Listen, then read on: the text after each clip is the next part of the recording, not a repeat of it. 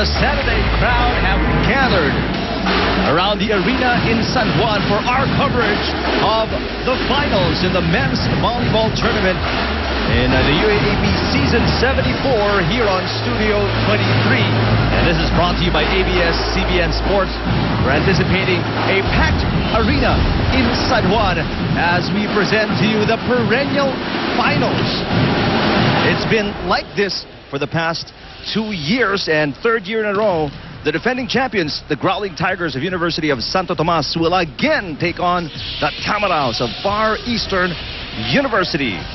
Hello, everybody. Thank you for joining us on Studio 23. I'm Eric Tipan alongside the Dr. Ian Laurel. Yes, Eric, and you're right. We've been doing this for the past 3 years, and these two teams have been going at it since then. And itong FEU, they really want to get this because for the past 2 years, obviously, the UST has gotten the better end of the deal, and they want to end that. They want to get that monkey off their backs and finally get a championship here in the UAP. It might be a better chance this year for the Tamaraos as they finished number 1 in the standings. UST was number 2. But although for FEU, they had a harder time coming back to the finals after losing their first meeting in the semifinals against De La Salle University, while for UST, a longer recuperation, resting time coming into the finals after they took an easy route here, beating Adamson in their first meeting in the semifinals. Now, between these two teams, 24 championships for FEU all in all, 18 championships for UST. Obviously, FEU has had the upper hand in the bigger scheme of things. Pero UST in the past 2 years have dominated, putting FEU at second runner-up. Let's take a look at the first meeting between these two teams. All right, these two teams met in the first round, and guess what, Eric? It was the closest game that they had. It's a 5-setter. Look at the total output later. But in the first set, it was FEU winning that 25-14. In the second set, 26-24. They could have closed it out in the third, but UST came back to win at 25-21. UST again, 25-21, and in the fifth, 15-11. So FEU really nanghihinayang doon sa laro na yun, no? Dahil kanila na dapat yun with the first 2 sets going their way. The spiking department, FEU with the edge, 54-53. Blocking belonging to the slightly taller USC players, 9 and 5. Serves 8 and 5 with FEU with the advantage. And again, opponents' errors very, very close, 36-37. FEU scoring more, although it was a losing effort. UST winning the first round meeting in 5 sets. And that was a comeback, the mother of all comebacks, if you can call it that. That's right. Losing 2 sets and coming back with 3 straight sets. Tingnan naman natin yung second meeting in the eliminations. All right, this second meeting happening a week after that match. Ito nakabawi ang FEU. They won the first set, 25-19.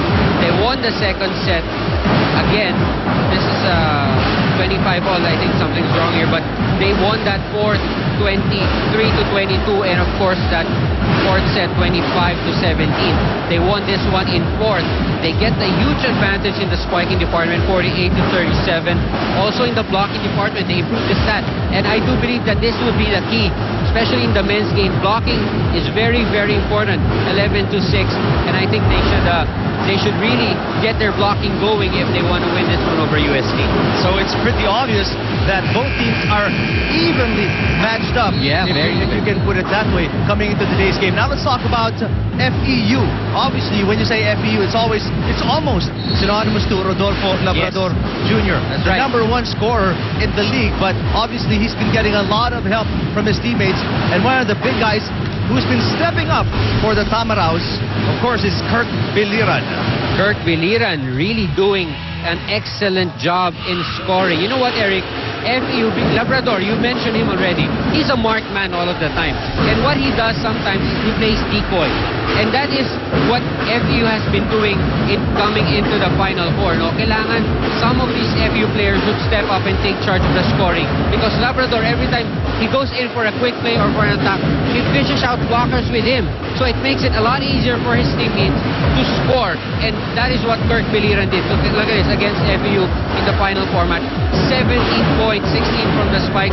He did a lot of damage in that win against De La Salle. And they're going to need numbers from him and everybody else supporting Labrador if they are to finally take one away from UST. Now, let's talk about UST. Obviously, when you talk about UST, you've got Romnick Rico, you've got Christian Arbasto, who was spectacular in their match against Adamson.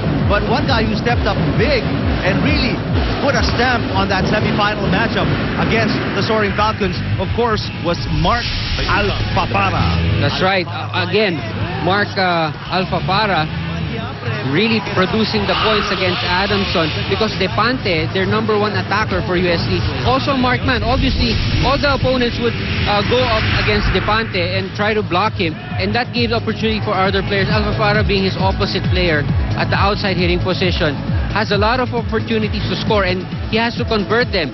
Although he's just a sophomore player, but he's in the first 6, and he has to really score and, you know, produce the points for UST.